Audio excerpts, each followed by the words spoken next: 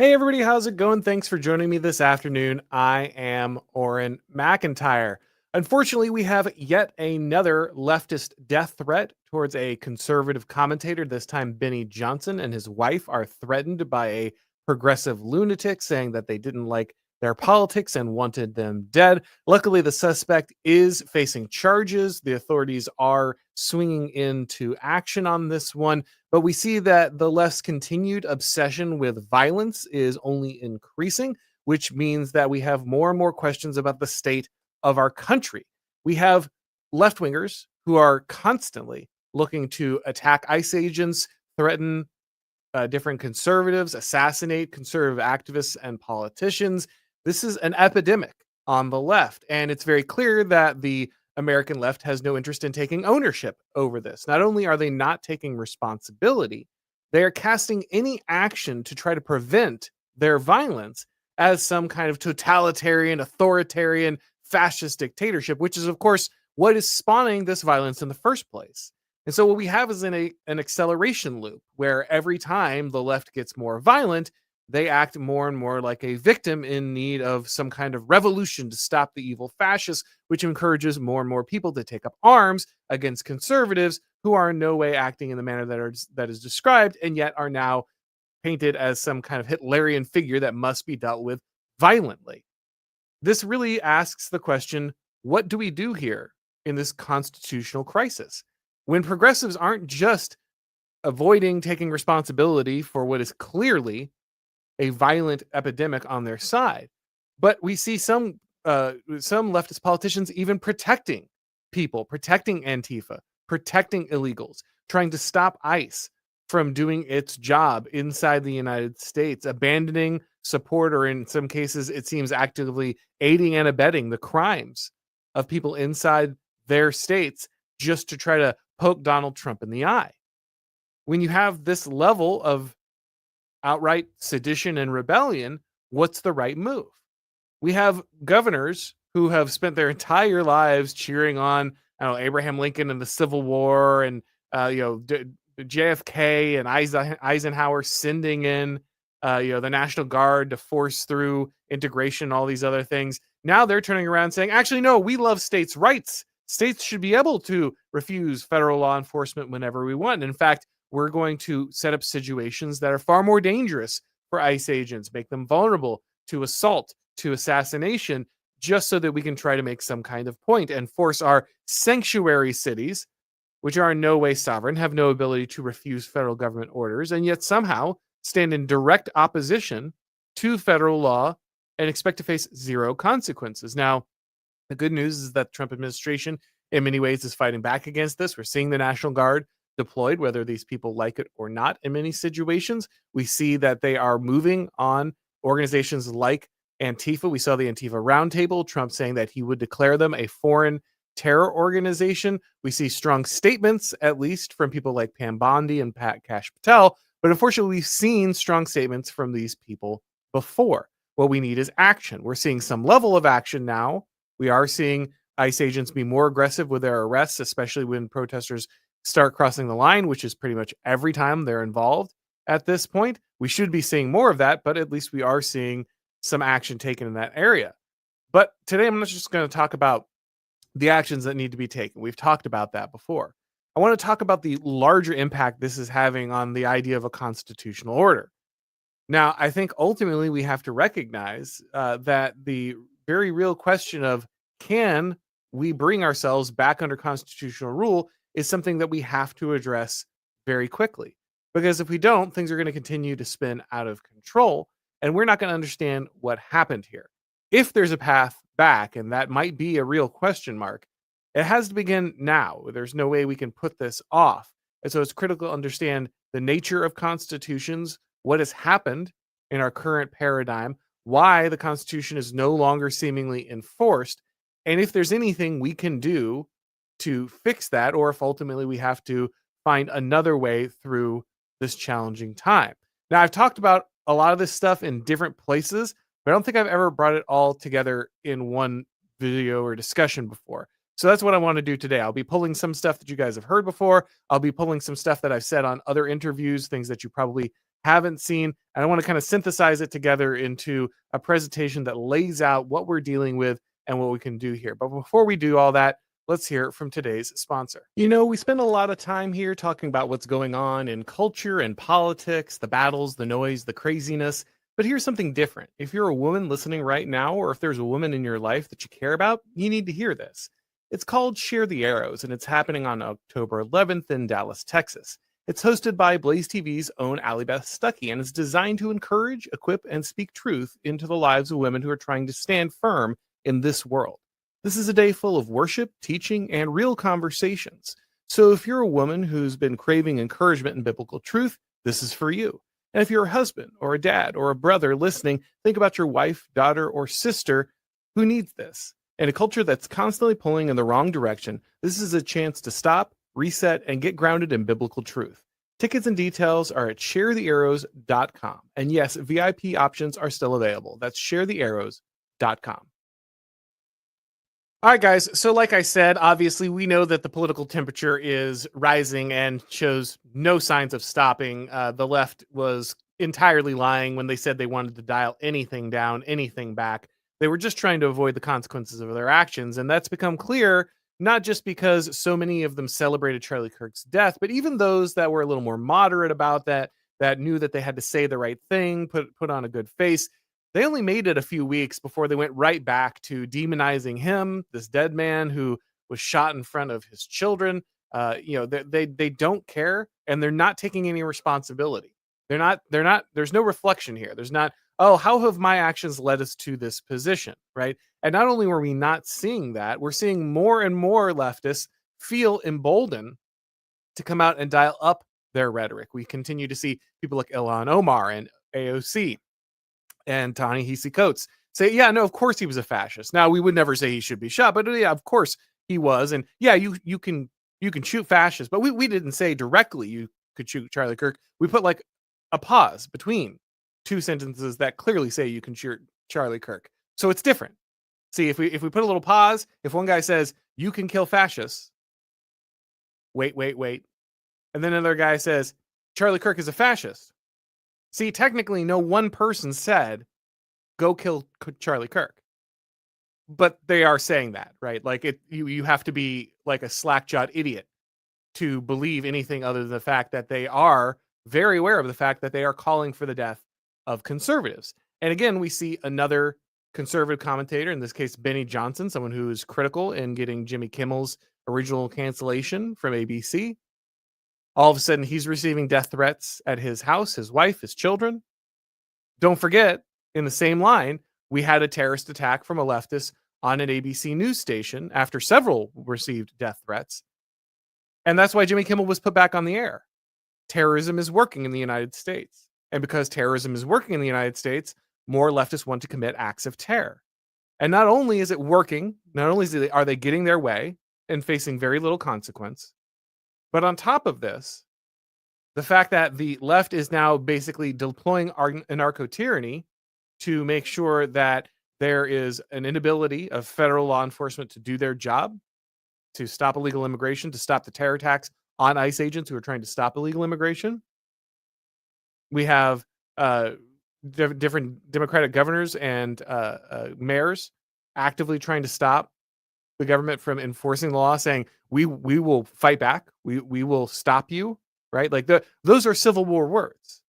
When a governor of a state, when a mayor of a city who commands a police force or commands other armed officers says, we are going to stop you from doing your job as a federal government by any means necessary, with whatever we have, we're going to organize to stop you.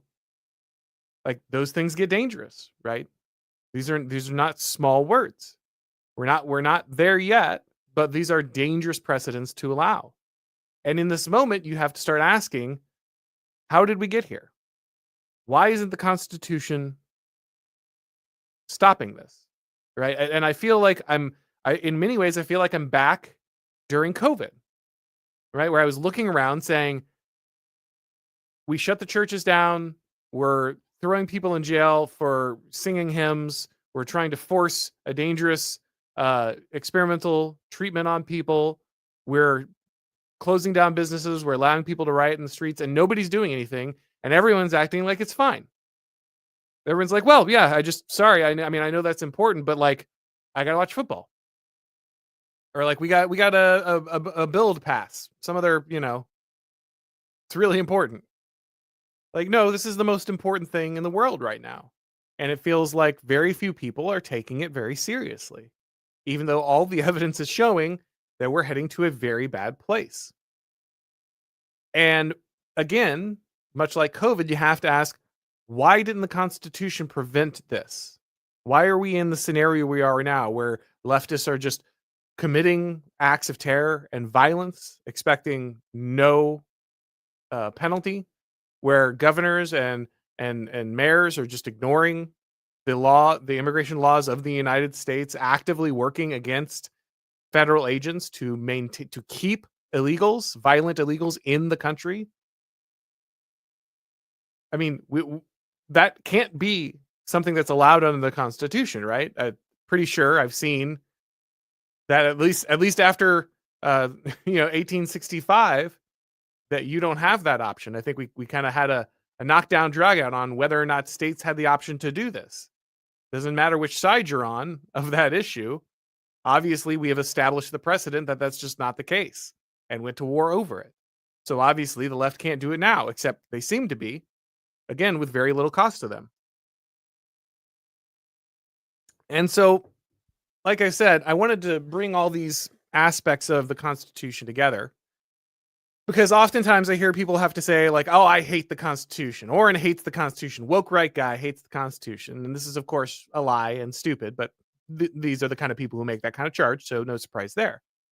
I'm not trying to convince them. They don't believe in any facts. It's all just a straw man for them to then go smearing people. But since I don't actually hate the Constitution, I want to explain what the problem is. Did we fail the Constitution? Did the Constitution fail? What happened here? How did we get here? What's going on? Right? So first we need to talk about the nature of constitutions. As I've said before, a lot of people look at the Constitution in a very modern way, a very progressive way, as some kind of incredible Enlightenment piece of political technology. Like before the American Constitution, constitutions didn't really exist. And once they wrote the Constitution, they got it just right. And because they got it just right, because they were so careful about all these different mechanical aspects of ruling the government, basically history was over and government was solved. And we had the final form of government that anyone ever have. And because we have this beautiful system in place, the average person doesn't really need to think much about who's wielding power. Right? We shouldn't talk about power. In fact, that's something, again, these same people who attack me for talking about the Constitution all will say, Auron, you can't talk about power. We don't talk about power. Power is a dirty word. That's for the leftists that keep winning and throwing us in jail and planning to kill us. No, power's for them. Power's not for you. Power's not for us. Our job is to trust the system. The system will take care of it. Now, the founders never said any of that. That is not what the founders believed about constitutions. It's not how they believed governments worked. That's certainly not how they believe power works. And all you have to do is read a Federalist paper to figure that out.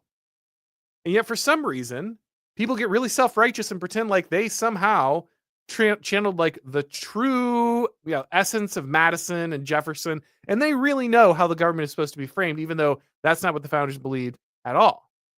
And so it's really important for conservatives to just never think about power ever, because then the system will be fine. The Constitution will be safe. Somehow it's just thinking about power itself that like stops the Constitution from doing its magic.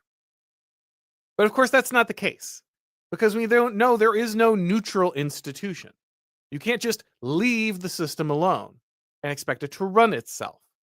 The system is not some autonomous actor that is incredibly objective and operates on some kind of outside unseen matrix that allows it to determine the truth all the time and the equal application all the time, and it can never be sullied by human hands or human desire.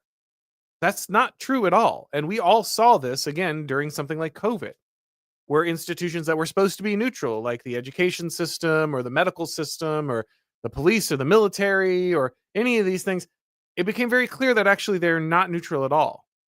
That every one of these institutions operates on some kind of incentive structure, some kind of morality, some kind of ideology. There's going to be some value system, some ordering of priorities that is going to work behind the scenes in every one of these organizations. And if we just close our eyes to that and say, no, the Constitution's got it, baby, don't got to worry about that, then not only are we being stupid, not only are we ignoring what the founders ourselves told us about the nature of the Constitution, we're also just handing over our responsibility as citizens of a republic, which is what we're supposed to be, right, to a bunch of people who are going to use that power, who are going to crush us with it because they see us as the enemy. They don't see us as fellow citizens. They don't see us as people with whom they share the rule of the country. They see us as, at best, as subjects, and at worst, as direct hostile actors to their program. And so if we just say, well, the Constitution's got it, don't worry about it, then we're going to be ruled by truly evil people. And there's no principle that says you must be ruled by evil people in your own nation. That's just not the way it works. If you are part of the nation, if you are someone who has a valid claim on the nation, then you shouldn't have to be ruled by people who hate your nation and are trying to destroy it. That makes zero sense. So,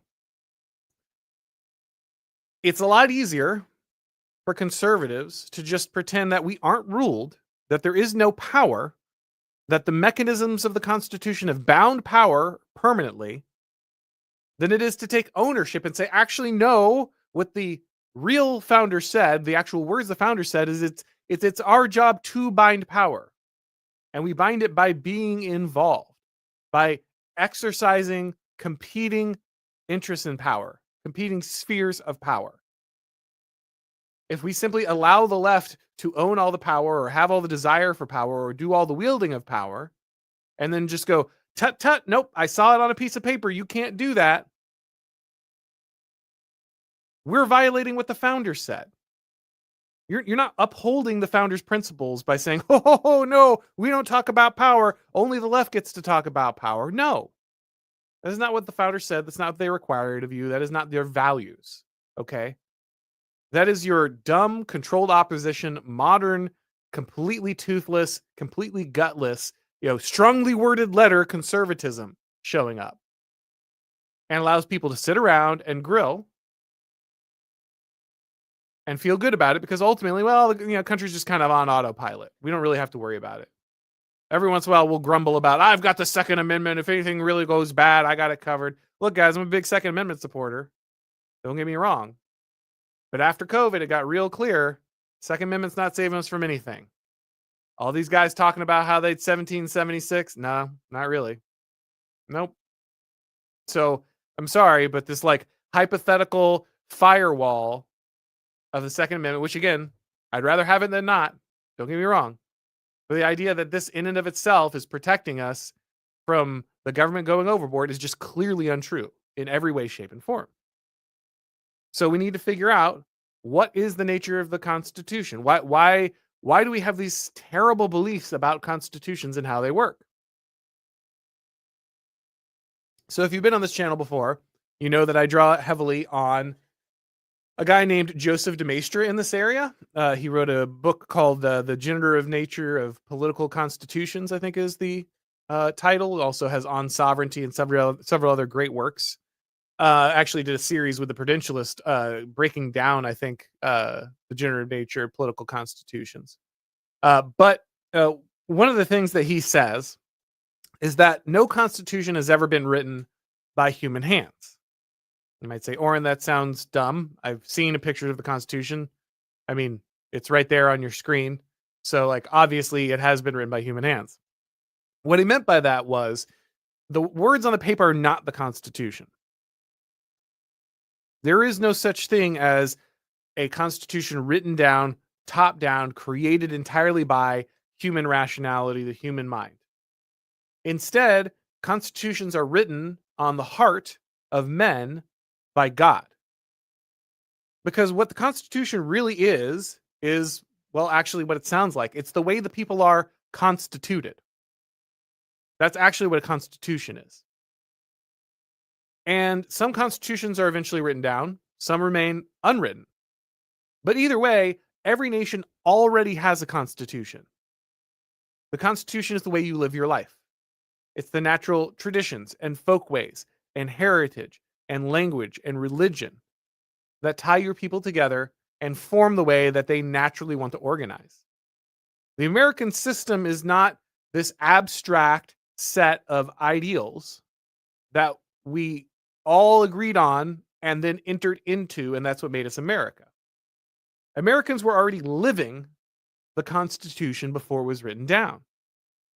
And so when they finally formalized the document of the Constitution, they're writing a beautiful document, to be sure, an amazing document, but a document that only reflects what was already happening, what was already being lived by these people, right? It's a codification of their tradition, their folkways, their way of life.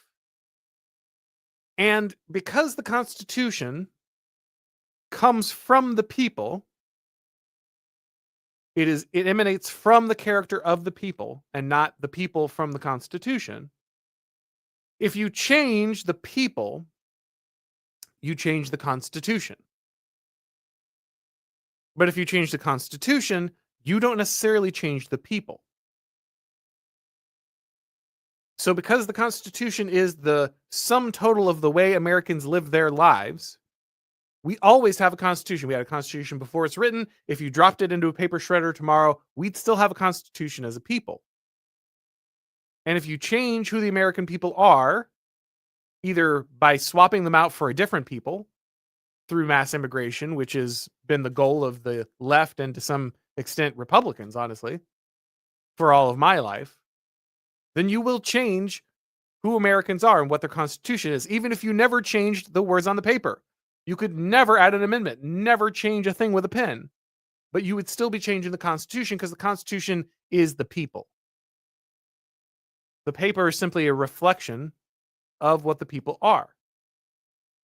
And if you don't think this is true, again, just go to some of the most famous quotes from founding fathers. Who is the Constitution for? It's for a religious and moral people. It's wholly inadequate to serve any other, right? This is the famous John Adams quote. Well, what's he saying there? He's saying, look, we know who the people of the country are, and this Constitution came out of the fact that they are this moral and religious people who can be governed in this way. He's saying it is the character of the people that allows the Constitution to exist. It is not the Constitution existing which creates the character of the people. We have an inverse causality in the modern United States, especially in the conservative movement. And it's funny, in many ways, the conservative movement is like hyper blank slate social constructionist on this, right? America was formed by this document. We have these ideas, we put them in a document, and then the ideas in the document make the people what they are. And anyone who adopts these ideas or lives under this piece of paper, they can be an American. But in fact, that's not what the founders said, and what basically no other people and no other political theorists believed for most of history. Instead, John Adams says, no, you need this base type of people with this kind of culture and this shared idea. John Jay, Federalist number 2. God has seen it fit to give us one nation, one people with a shared language and religion and history and heritage. These are the things that our founding fathers said out loud to let us know what we needed to live then under the document that had emanated from the Americans, right? The writing down of the document did not create Americans. Americans already existed. The document simply formalized this. And that's why you could have a written constitution, and if the people are following it, then it's real. Or you could have an unwritten constitution, and if people are following it, they're living through that custom, that ritual, that tradition, that shared heritage, then that's real, even though it's not written down. Or you could have a written constitution, and if no one's following it, then it's not real. Even if it's written down, even if you can point to it, even if you can get a judge to rule on it, if the people are not living in the way that the Constitution established organically, then the Constitution loses more and more of its ability to compel actions. And then the Constitution just turns into something everyone can argue about, right? That's when the Constitution just becomes this bludgeon to hit people with. Because if we all share the same values, we don't have to debate what the Constitution means. You and I see eye to eye on what the United States should be, so we're not confused about what the words on paper mean, or we don't have to pretend to be confused. Because what happens is that once you've lost that shared ideology, that shared value, that shared way of being, then what you end up with is just this piece of paper that people are arguing about the details of in hopes to secure favor for themselves. They don't really care what the Constitution says. They don't really care what the founders meant. They don't really care, ultimately, about what the real intention of the original Americans was, because they don't live that way anymore. And they don't understand that anymore. And by the way, both Joseph de Maistre and our founders warned us against this. Because our founder said, famously the quote, "What kind of government do you have, Mr. Franklin? Well, you have a republic, if you can keep it." Because Franklin knew what everyone knew. Eternal forms don't exist. Eternal governments don't exist. People change. It is very rare for a government to exist in exactly the same form it has for like 1,000 years. That just doesn't happen. The people change over time. And this is again what de Maistre said, that no constitution is going to be eternal because the people will themselves change. And if you don't recognize that change, but you leave the legal language in place, then you're making a critical error.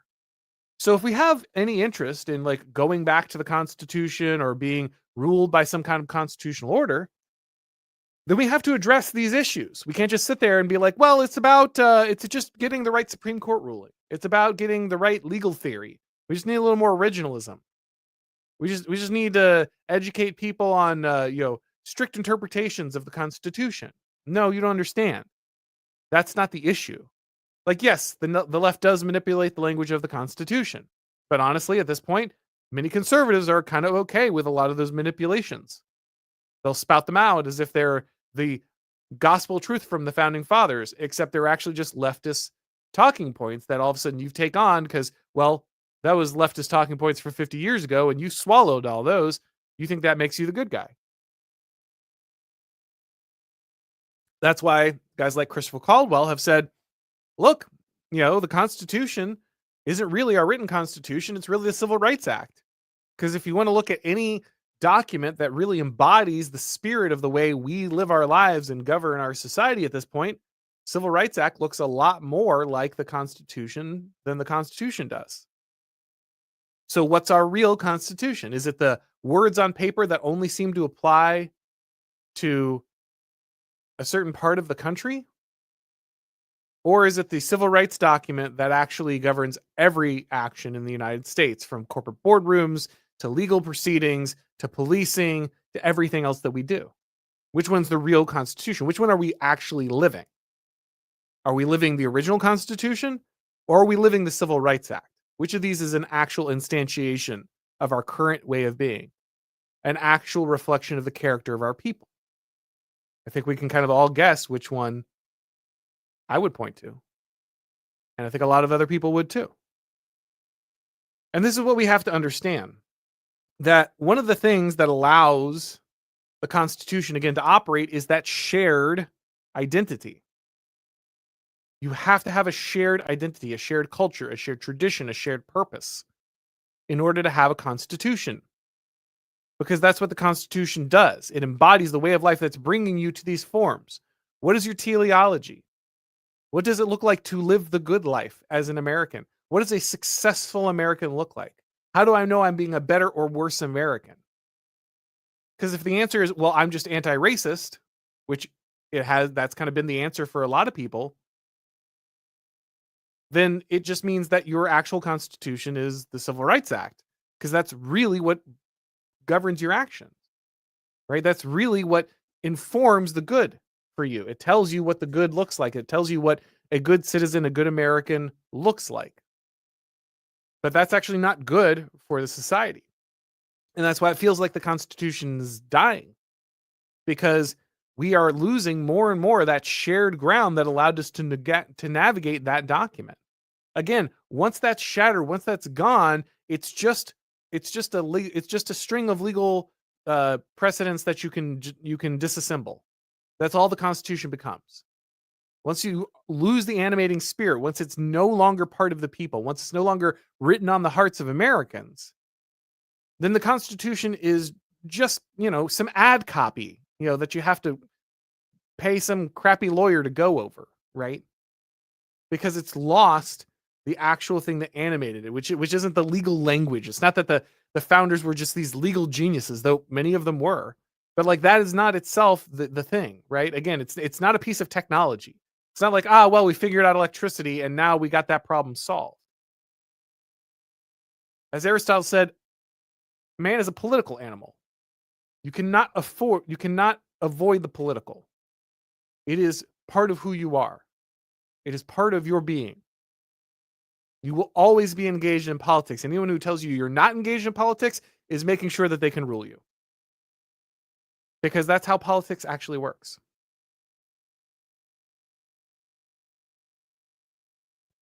So, we have to remember that constitutions are written for distinct cultures. They're not just a dry procedural document. They are for a specific people. And that means something, because when you act as if the people serve a document or a set of laws, then honestly, I think you're making the same mistakes that the Jewish leaders, like the Pharisees, made in relation to Christ, right? What is Christ's point when it comes to their observance of the law? Yes, you have the law, the good law that God gave you, but because you become so obsessed with parsing that law and making that law bend to your will, manipulating that law, arguing about that law, dissecting that law, because that's become the way you look at the law instead of something that is supposed to make you a better person, then you have become a servant of the law. And so when Jesus was going around healing people, healing the guy's arm on the Sabbath in the synagogue, or having his disciples, pick, food, these different things, during the Sabbath, the religious leaders hated him, and they said, we got to figure out how to kill this guy, because he's going to be like pushing back on us and our power and the way we do business, which is this highly legalized form of working our way through the law. This really pedantic form of working our way through the law. And Jesus turns to them and says, look, man is not made for the Sabbath. The Sabbath's made for man, right? The law is there to make these people's lives better. That's what it's for. It's not to make them worse. Like that's not why the Sabbath exists. That's why not why these laws exist. They're not to make these people's lives worse. They're to improve their lives, to make them better. And our laws exist for a reason. Our traditions are an accumulation of low time preference behavior that our ancestors built up. Right? The reason we have principles is because people before us tried out all the stuff that didn't work. And they said, hey, the stuff that didn't work, we should stop doing that, and we should make that like a negative thing that people do. And then the stuff that is working, we should like work that in so deeply into our society that it's like automatic. We need to build it into rituals. We need to build it into holidays. We need to build it into stories. We need to celebrate these virtues and these good behaviors. We need to encode them deeply in our lives so that they're like second nature. Of course, I don't steal my neighbor's stuff. Of course, I don't cheat on my wife with my neighbor's wife. Of course, I don't go out and kill my neighbor just because I'm angry at them. These are reflexive things. These are what good people do, because we saw what happened when bad people got to do what they did. Now, in many cases, we also believe that divine revelation is involved, right? that God himself steps in and gives us knowledge of the better way to do things. But again, he's still doing it for our betterment. God is handing the 10 commandments to you because it will make you better people and will make you a better nation. And people who follow these are generally going to see better results. Now, it's not a one-to-one. There are plenty of great people who follow the 10 commandments and get nowhere because of it. And there are plenty of people who break every commandment and are still materially successful. But if we look over time, the different civilizations that dedicate themselves to having a high degree of morality because they are doing what is right and not just what feels good or is advantageous at the moment, they have a higher degree of success. And so when we're making these laws for people, we're making something like the Constitution. It's not just a list of rules to follow. It's not like the founders just wrote down, here are some abstract things you should probably do just because they're right. These things were embodied. They were for a people. They were to benefit a specific people. And we can see this because, again, when we just try to take that Constitution and slap it somewhere else, we try to slap it on the Afghanis or, somewhere in Iraq, it doesn't work. And it's not like, oh, well, it's because these principles are somehow now bad, or the Iraqis are just too dumb to follow them, though sometimes they are. It's because those principles aren't meant for them. Because those systems don't work for that kind of people. They weren't designed for them. They were designed for Americans. That's who they're for. And so if we're going to look at how we can solve this problem, how do we get guys who are in, Portland wanting to kill Antifa officers, how do we bring them back under control of the Constitution? Well, the only real answer is to ultimately identify what is an American, right? That's why I've been asking this question. That's why I think this question is so important and why this has become such a critical discussion, despite a lot of people trying to keep it off the table. Because if you can't define who a people are, then you can't define what their shared value is, what their shared tradition is, what their shared history and heritage, and what's their telos. What does it look like to be a good American? You can't answer that if you don't know what American is. And it can't just be an idea. Because obviously it's not just anyone who adopts the idea. We've tried that. Liberia's got a photocopy of our Constitution. It's not working for them. South Africa has all kinds of amazing promises in their Constitution. They tried to write the perfect Constitution. Guarantees to housing and all kinds of other things. And guess what? It doesn't go anywhere, right? Because it's not just the Constitution. It's not just the ideas. The ideas matter. I'm not saying don't have principles. I'm not saying we don't have beautiful ideas in America. We do. They do matter. But they belong to people. They belong to a people. They're not a universal principle. And that's why we can't be globalists. That's why we're not globalists. That's why the neocon agenda has failed. Because these principles don't just export themselves everywhere. The George Bush model of bringing beautiful democracy to every country in the world does not work. We know this. There's not a question here, right? So we have to answer the question, then who is this for? Right? If we know it's for a specific people, who is that people? Who are those people, right? So first, we need a shared identity. We need a renewal of a shared identity. Now, I don't even know if that's possible at this point because we have gotten so far that the left wants to murder you for not letting them mutilate children. Because remember, a lot of this is about illegal immigrants and trans stuff, right? So if you're not bringing in violent gang members who are trafficking people, sex trafficking people, or allowing the left to chop the genitals off of children, they want to kill you. And that's a pretty radical difference of value, tradition, way of being, everything you could think of. That's about as radical as a difference as it gets. So I don't know if we can bind this back together, but if we can, it has to start with a shared identity and a shared renewal. Obviously, this means immigration has to be number one. We have to stop letting new people into this country.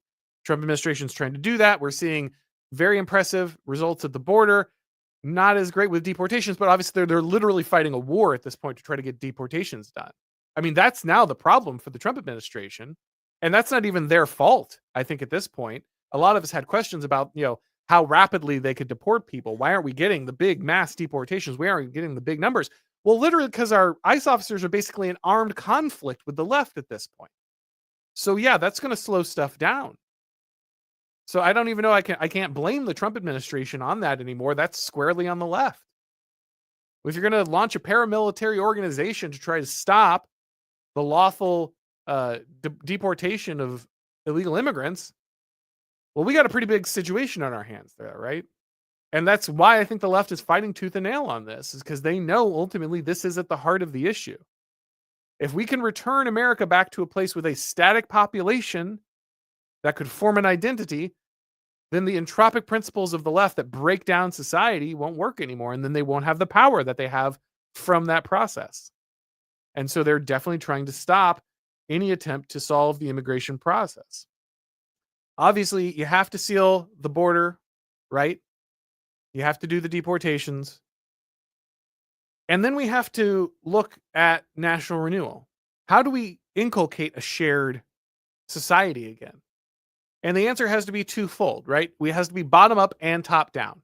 Because obviously there are many places like, Portland that are going to resist the idea of having a unified American identity again. They hate the American identity. They want to destroy the American identity. And so in some levels, you need a top-down coordination to stop these violent opposition forces from, getting this national renewal going. But at the same time, you can't just dictate identity entirely from the top down. You need regions to form again. You need regional identities to become part of the American character again. These have gotten largely ironed out by our shared media, the fact that we can fly across the country or drive across the country very quickly. We're all on the same social media. A lot of these regionalities differences have been destroyed by technology. And that's its own problem, right? Because can we maintain a regional identity, a more organic and localized identity, when the entire world has access to us and we have access to the entire world? I don't know about that. And to be fair, a lot of the reasons we've seen these totalizing ideologies, including liberalism, but also communism and fascism, is that the technological process destroyed these regional identities across the board, not just in the United States and not just in liberal democracies, but in all forms. And so for many people, the only way forward is a unified state, because that's the only way you can get everybody on board. You need an ideological dictate from the top to force everyone into one way of being, one mode of being, one understanding. I hope that isn't true. There are some pretty smart people who have said that that is just the case going forward, that we're all just kind of converging on the Chinese system of government, which is kind of this techno authoritarian, system with some kind of democratic trapping attached, right? And as much as people might be angry about that fact, and I don't want that, but you're a child if you just sit there and say, well, I don't want that to happen, so therefore it can't happen. And if you notice it's happening, or you notice that it might be inevitable given the situation, well, you're a bad person, because that means you're cheering for it. And no, that's not what it means. You can notice that something is coming and not like it. And you can know it's unavoidable and not like it. Now, I'm not saying this is unavoidable, and I certainly am not saying that I like it. What I am saying is it might be unavoidable, and I have to, just trying to be a good assessor of the political situation, to be a good person trying to do political science or political theory. If I want to do that well, I have to allow for the possibility that this might be a road we're on no matter what. I hope it isn't, but sitting around and pretending like that's just impossible would be foolish. So how do we get some of these more organic aspects into our society? Well, first, I think we need the unified understanding that we are a Christian nation and primarily an Anglo-Protestant nation. I know Catholics going crazy, Orthodox going crazy, others going crazy. But look, this is just the case. This is just historically accurate. If you're honest for a minute, that the United States was founded by Christians, specifically Protestant Christians. Now, funny enough, Vivek Ramaswamy was asked this question at a campaign rally because he's running for governor of Ohio, I think yesterday or the day before. And one of the young people in the crowd said, "Hey, how you keep talking about us and our shared values, but our shared values come from Christianity, and you're not Christian. You worship another god, and you hold to your many gods, and you hold to a completely heathen understanding that has nothing to do with our values or our traditions. So how can you hold the same principles?" And Vivek, amazingly enough, went immediately to like the same answer that like new atheists or leftists give when they're trying to disassemble the history of the United States. He's like, "Oh, well, Thomas Jefferson wasn't a real Christian, and Ben Franklin wasn't a real Christian, and a lot of the founders weren't really Christian. And so that means I cannot be a Christian and still be part of the United States too." So Vivek has the same answer that your average Reddit atheist has about the American founding. It's not really Christian. And then he turned around and said, "Well, but I do hold to the 10 Commandments, of course. But the problem is that, like, one of the 10 Commandments is you shall have no other God before me, before the Lord, before the Christian God." So actually, he can't hold to the 10 Commandments. And by the way, if someone ever tells you that they can abstract your religious principles out, if you think that you can somehow separate religious principles away from the religion, that's not your religion. You believe in something else. If someone's like, "Oh, well, I believe that non-Christians can have entirely Christian principles," that person does not believe in Christianity. They believe in something else, basically liberalism. That's their actual belief.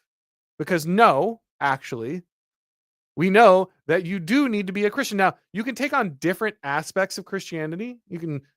There are unsaved people or non-Christians that can show different virtues, right? But ultimately, to have all of the Christian virtues, to agree with all of the Christian tradition, to share that in common, you must be Christian. And so we need to recognize that ultimately, Christianity needs to be the core of the United States, and very specifically, the Anglo-Protestant strain of Christianity is and was the dominant one, and it's what needs to be the basis. It doesn't mean that you can't have other versions of Christianity, but we need to show a deference to this version because it's what we are founded on. I was just at a conference with R.R. Reno, big Catholic, of course, big over at First Things, huge Catholic magazine, highly prestigious Catholic magazine. We were both giving a speech at this event, and he said, "Hey, look, America's a Protestant country, and I'm saying as a Catholic. Like I'm a devoted Catholic. I believe the Catholic Church is the right church. I follow its doctrine. But America is a Protestant country, and it's going to remain a Protestant country. And as Catholics, we need to deal with that fact. We're not doing ourselves any favors by pretending that's not the case. In fact, we're going to hurt the United States if we don't. So this isn't a Protestant versus Catholic thing or Orthodox or whatever. This is not a knife fight over your doctrine. This is just historical fact and the character of the nation. So if we're going to bind together under anything, that's like the most basic core. And then from there, you can talk about grafting other members on. Look, you can add the Catholics. You can find a way for the Catholics to be involved because they're close enough. They're still Christians, right? Like maybe they don't have all the beliefs and all the understandings automatically, but they're similar enough, right? And this is what we need to understand. I know I'm going to make some people angry on both sides here, but every tribe throughout history has had a way to graft new members into the fold. Now, not in large droves. Yeah, I'm entirely against mass immigration or even, honestly, like moderate immigration. Basically, I want very exclusive immigration for the United States. But that doesn't mean there aren't people who can't immigrate eventually. I think we should have like a 20-year moratorium on immigration to really lock down who we are and give us time to heal and rediscover that shared principle. But eventually, there has to be a way to bring new people in. Again, throughout history, every tribe had this. They weren't crazy enough to think that just anyone could join, right? Like you don't have everybody just bringing in whatever random person from across the world that they happen to like have been in a conflict with 10 years ago and say, "Well, this guy, he raised his right hand and said he believes in the Constitution, even though we were bombing him in some kind of like counter jihad attack 10 years ago. Like, no one was dumb enough to do that. There have to be limits. There are things that are incompatible. Sorry, but Islam is incompatible with Western civilization, and it shouldn't be here. There are people who just cannot assimilate into American society and should not be allowed to come. However, there are people that can. And the way you do that is by having that strong core, right? That strong core understanding of who you are and what it means to be an American. You have to have something for people to assimilate to. And that assimilation needs to be multi-generational. You don't just become an American because you were here for 5 years and raise your hand. You need to be here, and then your grandchildren need to be here, and your great grandchildren need to be here. And maybe those can be grafted into America. But it needs to be a multi-generational project, as it again was for any other system, right? If you look at any other identity throughout history, it was always a multi-generational thing for you to move into some new tribe if you ended up joining it. Like, you were kind of always seen as an outsider, but maybe your kids will be part of the tribe, or maybe their kids will be part of the tribe, and no one will notice after 3 or 4 generations. But you're an outsider when you're there the first time. That's just how it is. It's not evil. It's not wrong. It's not un-American. It's just the way that humans act, and you should be prepared for that. We also have to restore the social spheres, right? We need these different institutions that are not government institutions. We need non-governmental institutions to have serious cultural sway. And we can only have those serious social institutions if we have shared traditions that are not just a legal document. Right? You don't get a robust church from a legal document. You don't get robust families from a legal document. You don't get strong communities from a legal document. Those things help make the American system possible. They make the Constitution, the legal document, possible. They precede the written Constitution because they are part of the true Constitution, the spirit of the people. And if you don't have that, if you don't have those institutions that are being built up by the way that you live your life, then the document, the legal document, the government becomes the only arbiter. And when that happens, politics just becomes a struggle for control of the state because it is the final word. Nothing else has real weight. And this is what I mean by the total state. When the state is the only thing that matters, when it can dictate everything, when there are no opposing social spheres, and it is just the state and the individual, nothing else, and the state dominates the individual in every situation. That is the total state. And the only way you prevent that is not just more radical individualism, it's community. It's groups of people together, sharing their tradition, sharing their way of life, sharing their understanding. That allows you to build a scaffolding for civilization that doesn't need to be dictated constantly by the state. We shouldn't have to go to Portland and force them to enforce immigration law. We shouldn't have to go to Chicago and completely dominate them in order to stop like rampant crime sprees. That should be so baked into the American character that there's no other way Americans could live but to have safe cities, but to deport illegal immigrants. They couldn't imagine another way of life. Because if you have to constantly force that, if Trump has to become the El Presidente in order to make that happen, then it's not sustainable long term because eventually he's not going to be able to force this on everybody. Now, again, that doesn't mean I don't think you should use the power of the state at all. I'm not saying that in the slightest. What I'm saying is that might be necessary for a time, but it's not sufficient over the long haul. Over the long haul, you have to care about the virtue and character of the people, the identity of the people, the way of life of the people, because that's the only thing that's going to allow you to live under constitutional government in the sense of you live under a natural way of life for your people and not the dictatorship of some state that has total control. Right. Again, I have to hear a lot about how I'm some kind of, fan of tyranny, but that's not the case at all. In fact, I'm trying to avoid it. But the way to avoid tyranny is not to avoid authority. Those are not the same thing. Tyranny is unrighteous, unrecognized authority. And there's nothing that makes authority delegitimized faster than having it push back against the actual way of the people, the way they actually want to live their lives, the way they've learned to live their lives.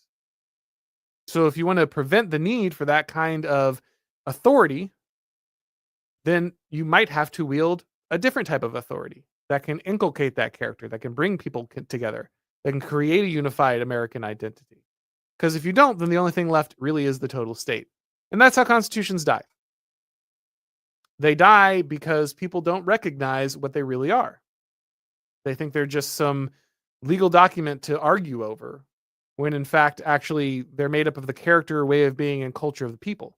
And if you erode that, if people can't answer the question, what is an American? What does it mean to be American? What does a good American look like? If they don't have a shared answer to that question, then no piece of paper is going to stop it, no matter how beautiful it is, no matter how wonderful it is. It was only a reflection of the beautiful and wonderful people that wrote it down. It was never an eternal solution to the political problem. All right, guys, let's head over to the questions of the people here real quick.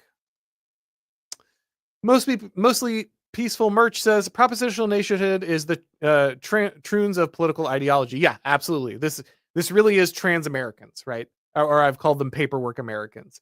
But yeah, I identify as American. Well, no, I mean, because you could just not identify as American tomorrow, like Ilhan Omar, right? I identify for American long enough to get into the country and get the benefits and get power.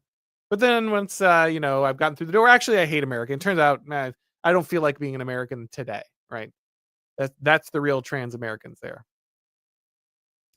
Art says the dark irony of the Iraq-Afghanistan war was that the neocon belief that an Arab Thomas Jefferson was somehow hiding only in 2 caves over from bin Laden. Western concepts are for Westerners. Yes, that's correct. American concepts are for Americans. Western concepts are for Westerners. They don't work for other people. And sitting around and pretending that there's always this eternal democratic liberal spirit in every given country that you can just dig out and apply the Constitution to is just a recipe for disaster. Lord Henry says the Constitution is a figurehead now. The Code of Federal Regulations, Title 1 through 50, controls every part of our lives, aviation to waste management, everything. Again, this procedural managerialism, these codes built into the deep state, the fact that the manipulation of procedural outcomes is the actual winning strategy in any given political argument. Those things are very deleterious to the idea that the Constitution could have any power over us. And when we say the Constitution is dead, that's what we mean.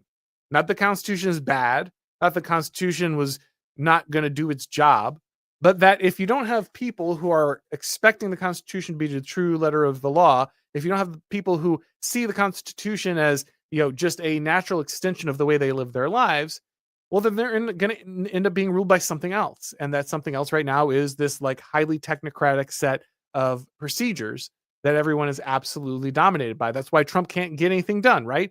Because he's not really in charge of a lot of this stuff he's supposed to be elected to do. Because there's 1,000 procedures, from FBI hiring and firing to hiring and firing of executive branch officials and bureaucrats to different judges who can block executive orders and executive actions and things that Trump is clearly empowered to do through the Article 2 of the Constitution, but somehow loses that power because some judge decides that he's not allowed to do it. These are all things that are not really part of the Constitution, and yet they are treated as if they are the law of the land. And if that is the way that our country works, well, guess what? That's our real Constitution. And that means our current Constitution, the ones you think is our current Constitution, is dead. And I don't say that with any joy. I don't say that with any relish. But that's just the reality. So if you have any interest, if you really love the Constitution, don't tell me I'm a bad person for noticing the Constitution is no longer working. I feel like I'm staring at a boat with a hole on it that's taking in a huge amount of water, is about to sink into shark-infested waters. And I'm saying, hey man, there's a hole in this boat and we're taking on water. And if we don't do something right now, we're going to drown. And instead of the guy next to me being like, you know what, man, you're right. We either need to figure out how to fix that hole, or we got to figure out the best way to deal with the fact that we're going into shark-infested waters because this is a bad situation. Instead, they're just saying, how dare you notice a hole in the boat? Our ancestors built this boat. This is the best boat that's ever existed, and this boat will always work on its own. We don't need to worry about maintaining it, and we don't need to think about why the boat works or how to, none of that. Because at some point the boat was made for us, and I'm a lazy conservative, and I don't want to do anything. I don't want to have to govern. I don't want to have to rule. I don't have to take responsibility. And a bunch of people who want to rule me have told me I don't have to. In fact, they've told me that's my principle. What I believe is that I should never be in charge and I should just trust the boat to take care of itself. And I'm like, dude, we are sinking. We're about to go down. Like, you're evil. You like Nazis or something. You're woke. Like, no, man, I just want to stop sinking. I just want to, or if we're going to sink, I want to be prepared for what to do once we're in the shark infested waters. I don't want to be in the waters. I don't want the boat to have a hole, but this is where we're at. And yet still we see people pretending like that's not the case. And I think that's why we keep ending up in the situation that we're in. All right, guys, going to go ahead and wrap this up. Want to thank everybody so much for watching. If you enjoyed this video, then you can, of course, join the channel on YouTube. Click subscribe, bell notifications, all that stuff when you go live, so you know when we go live. If you'd like to get these broadcasts as podcasts, you need to subscribe to Auron MacIntyre Show on your favorite podcast platform. And if you do, leave a rating or review. It really helps with the algorithm magic. Thank you, everybody, for watching. And as always, I will talk to you next time.